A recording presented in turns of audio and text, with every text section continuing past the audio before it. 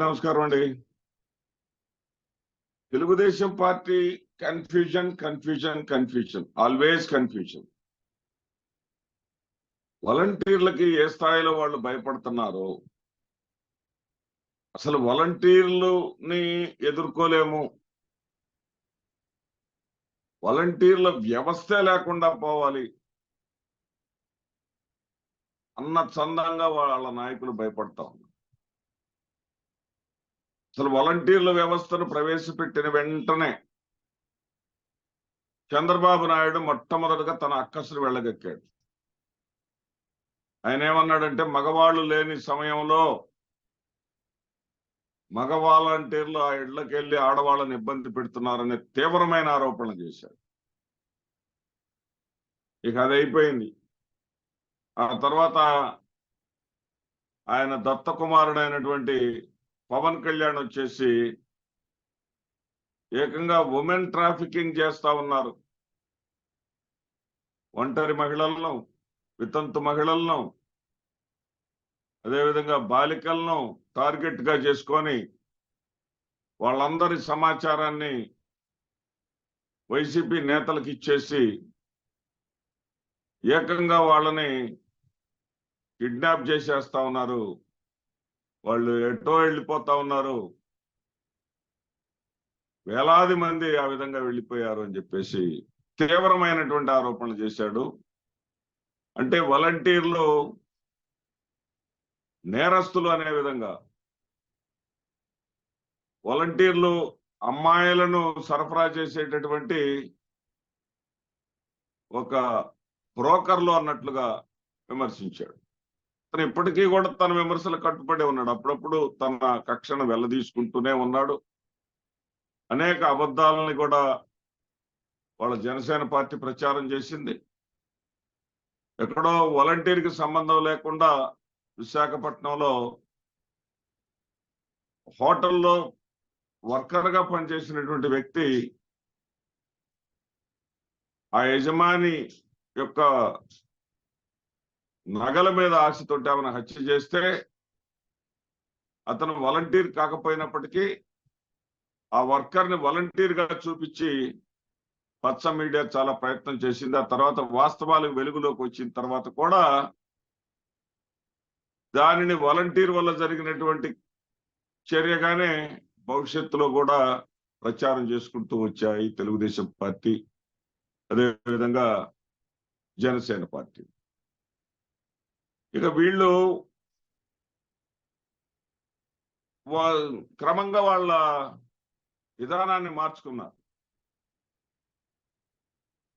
చంద్రబాబు నాయుడు, మాకు వాలంటీర్ల మీద కోపం లేదు, వాలంటీర్లలో వైఎస్ఆర్సీపీ కార్యకర్తలాగా పనిచేస్తున్న వాళ్ళను మాత్రమే, లేదా తప్పులు చేస్తున్న వాళ్ళను మాత్రమే మేము టార్గెట్ చేస్తాం, అంతే తప్ప వాలంటీర్ వ్యవస్థ జోలికి మేము వెళ్ళము, మేము వాలంటీర్ల వ్యవస్థను కొనసాగిస్తామన్నారు.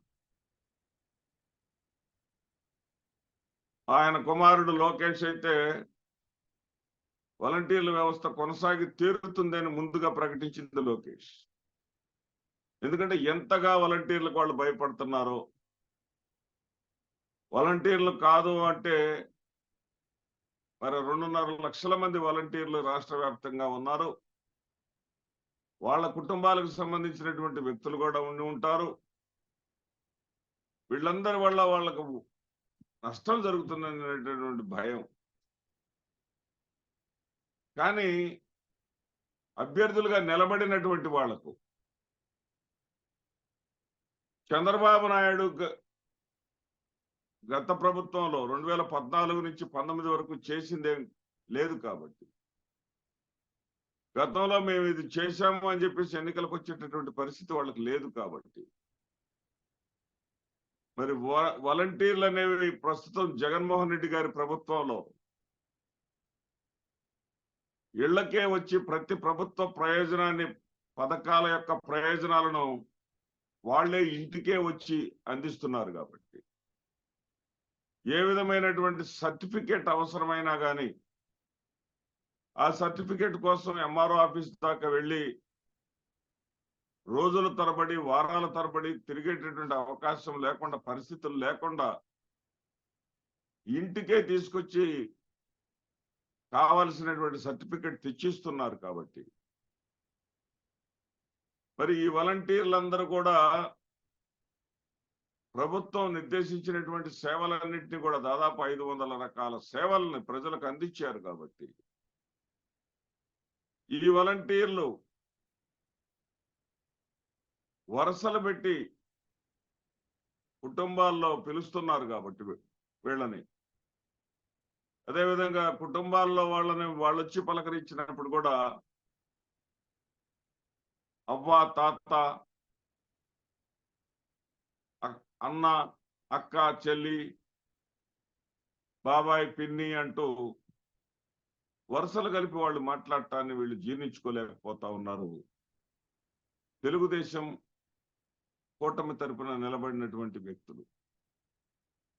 అందుకనేమో బహుశా చంద్రబాబు నాయుడు క్లాస్మేట్ అయినటువంటి మరి బొజ్జల, ఆయన శ్రీకాళహస్తి ఎమ్మెల్యే, ఆయన కుమారుడు అయినటువంటి బొజ్జల సుధీర్ రెడ్డి ఏకంగా తన అక్కసును మొత్తం వెళ్ళగక్కాడు. టెర్రరిస్టులతో పోల్చాడు. ఏకంగా టెర్రరిస్టులు అన్నాడు. వీళ్ళని చూసి ఏ స్థాయిలో వాళ్ళు భయపడుతున్నారో అభ్యర్థులు అనేవాళ్ళు మనకి స్పష్టంగా అర్థమైపోతాం. వీళ్ళు ఎలా టెర్రరిస్టులు అవుతారు? అసలు వాళ్ళని చూసి అంతగా భయపడాల్సినటువంటి పని ఏంటి? మొదట్లో చంద్రబాబు నాయుడు కానీ, తర్వాత పవన్ కళ్యాణ్ గారు కానీ, ఇప్పుడు సుధీర్ రెడ్డి కానీ వీళ్ళని సమాజం నుంచి వేరు చేసి వీళ్ళనేదో దుష్టుల్లాగా, టెర్రరిస్టుల్లాగా, మరి సమాజానికి ఏదో కీడు చేసే వాళ్ళలాగా వీళ్ళని ప్రజెంట్ చేస్తూ ఉన్నారంటే ఎంత అన్యాయం అది. వాళ్ళ వయసు ఎంత, పిల్లల వయసు ఎంత? వాళ్ళు కూడా ఉన్నత విద్య చదువుకున్న వాళ్ళు కూడా ఉన్నారు వాళ్ళలో. ఎందుకంటే పర్మనెంట్ ఉద్యోగం ఏదైనా వచ్చే లోపుగా గ్రామంలో తన చుట్టూ ఉన్న వాళ్ళకి, లేదా నగరాల్లో అయితే ఆ డివిజన్లో తమ చుట్టూ ఉన్న వాళ్ళకి వాలంటరీగా సేవ చేసేటటువంటి అవకాశం కలిగింది. ఆ సేవ చేస్తూనే మన యొక్క భవిష్యత్తుకి అవసరమైనటువంటి ఆ దాంట్లో వచ్చేటటువంటి 5,000, 6,000 ఆ డబ్బులతోటి అవసరమైనటువంటి పుస్తకాలు తెచ్చుకొని కాంపిటేటివ్ ఎగ్జామ్స్ కి ప్రిపేర్ అవ్వచ్చు. వ్యక్తిగతంగా తన అవసరాలకి ఇంట్లో వాళ్ళ మీద, పెద్దవాళ్ళ మీద ఆధారపడకుండా తమ పనులు తాము చేసుకుపోతూ ఉన్నటువంటి వాళ్ళని చూసి వీళ్ళు అభినందించాలి. కానీ వాళ్ళని ఒక టెర్రరిస్టులాగా ప్రకటించడం ఏంటి? అంటే ఎంత భయపడుతున్నారు. ఎన్నికల వ్యవస్థలో వాళ్ళని పాల్గొనటానికి వీల్లేదు. ఆ మాజీ ఆయన ఆంధ్రప్రదేశ్ రాష్ట్ర ఎన్నికల కమిషనర్ నిమ్మగడ్డ రమేష్ కుమార్ ఏకంగా కోర్టులో పిల్లే వేశాడు. మరి అది ఏం జరిగిద్దో, వాళ్ళని అసలు ఉద్యోగాల్లో ఉండనిస్తారో తీసేస్తారో అనేటటువంటి భయం, ఆందోళన వాళ్ళకుంది.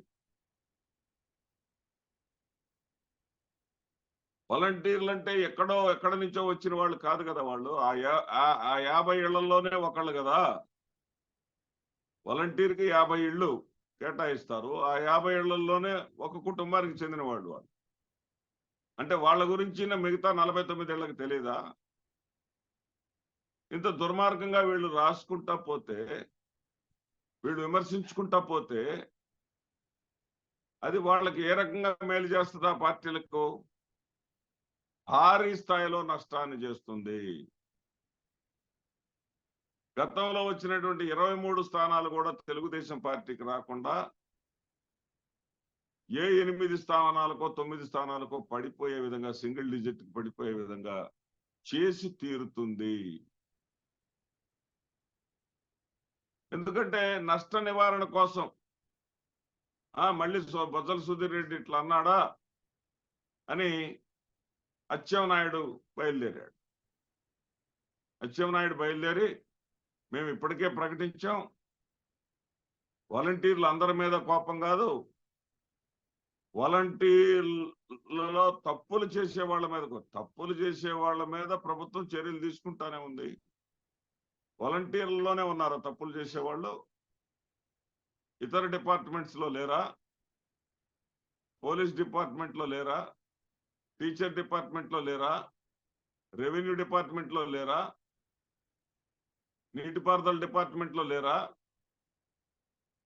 ప్రభుత్వ ఉద్యోగులు లేరా?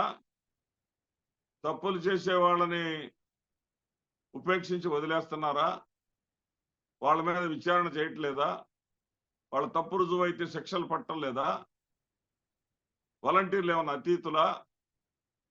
వాలంటీర్లు కూడా తప్పులు ఏమన్నా నిజంగా వాళ్ళు చేస్తుంటే వాళ్ళు శిక్షణ పడుతూనే ఉన్నారు, వాళ్ళు విధుల నుంచి కూడా తొలగించబడతా ఉన్నారు. చాలా సంఘటనలు జరిగాయి.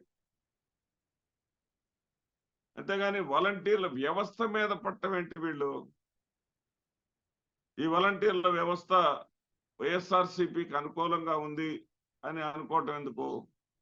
వైఎస్ఆర్సీపీ కాదు అనుకూలంగా ఉంది, ప్రభుత్వానికి ప్రజలకి మధ్య వారధిగా వాళ్ళు ఉన్నారు. ప్రభుత్వం యొక్క పథకాలను ప్రజలకు చేరవేస్తున్నారంటే ప్రభుత్వానికి ప్రజలకు మధ్య వారధిగా ఉన్నారు. రేపు ఎవరు ప్రభుత్వం వచ్చినా ఉంటారు అని చెప్పేసి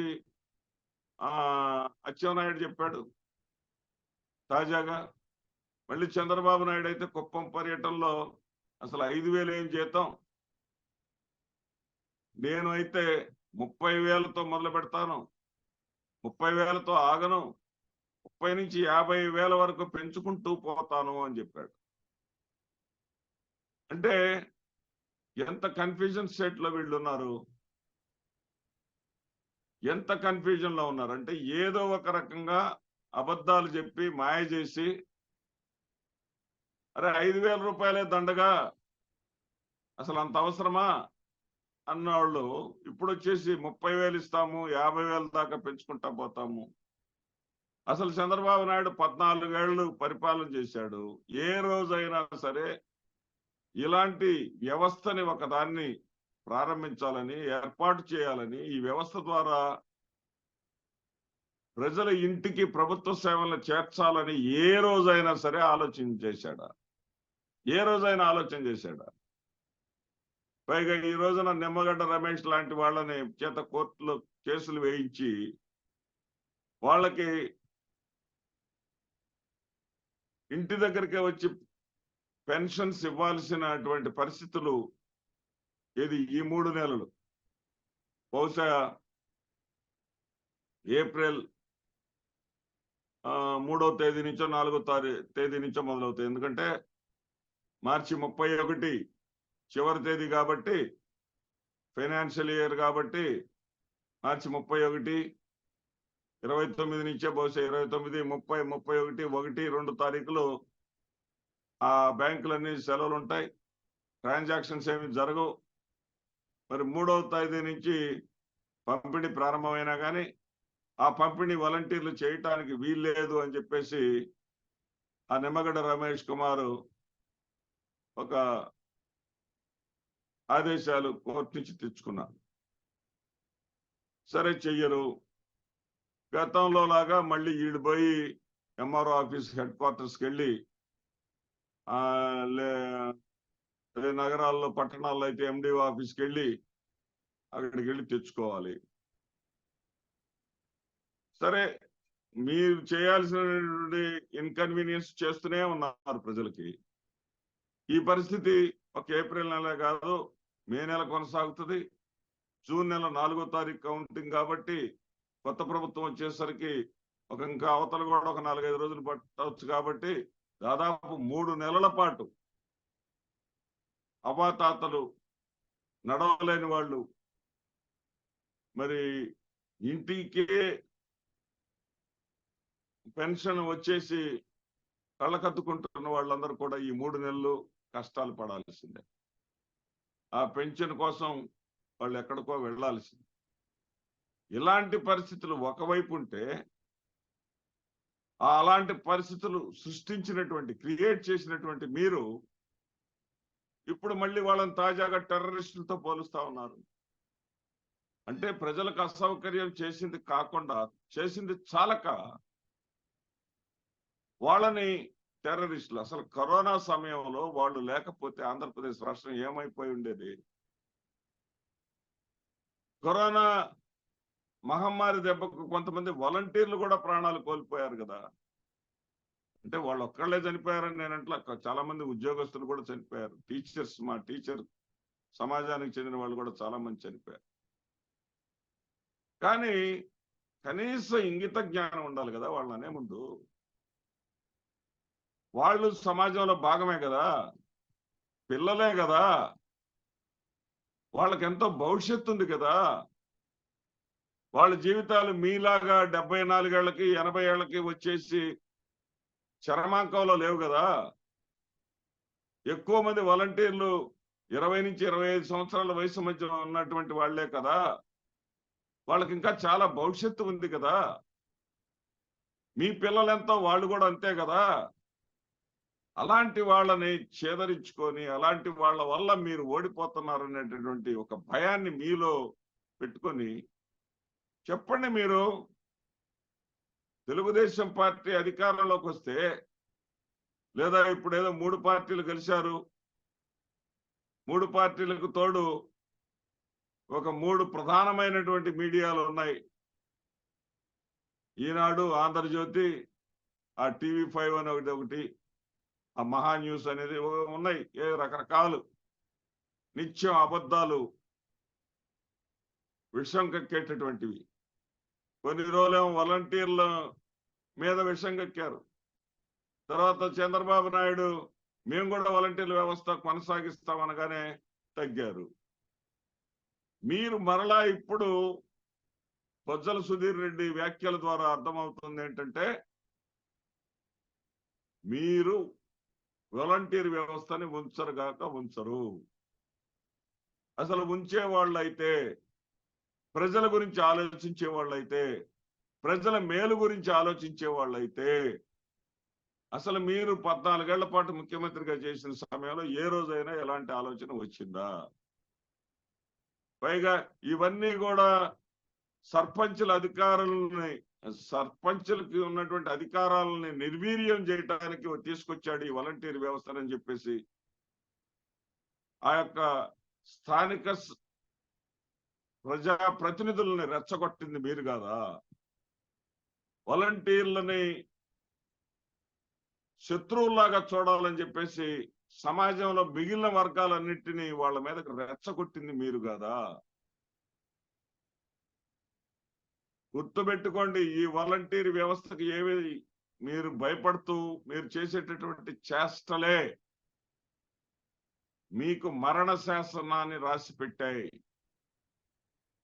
తెలుగుదేశం పార్టీ అధికారంలోకి రాదుగాక రాదు. ఈ వాలంటీర్లే మీకు ఎవరినైతే మీరు బాధలు పెట్టారో, ఎవరి కళ్ళల్లో నీళ్లు తెప్పించారో, ఎవరి మనోభావాలను దెబ్బతీశారో, తృప్తిగా సేవ చేస్తున్నటువంటి వాళ్ళని, వాళ్ళు చేస్తున్నది సేవ కాదు, వాళ్ళు చేస్తున్నది బ్రోకరిజం, లేదా వాళ్ళు చేస్తున్నది తప్పుడు పనులు అని చెప్పేసి వాళ్ళ మీద బురద జల్లుతూ విష ప్రచారం చేశారో, ఈ మీ ప్రవర్తనే మీకు భవిష్యత్తు లేకుండా చేయబోతుంది ఆంధ్రప్రదేశ్ రాష్ట్రంలో. ఇది శాసనం, ఇది రాసి పెట్టుకోండి. బొజ్జల సుధీర్ రెడ్డి చేసినటువంటి వ్యాఖ్యల్ని మరలా మీరు సరి చేసుకోవటానికి, న్యూట్రలైజ్ చేసుకోవటానికి, డ్యామేజ్ కంట్రోల్ చేసుకోవటానికి మీరు ఎన్ని ప్రకటనలు చేసినా కానీ ఎవ్వరు నమ్మరు. ఆ యొక్క వాలంటీర్లకి మీ ఆలోచన విధానం వాళ్ళకి స్పష్టమైంది. వాళ్ళందరూ కూడా మిమ్మల్ని నమ్మేటటువంటి పరిస్థితి లేనే లేదు.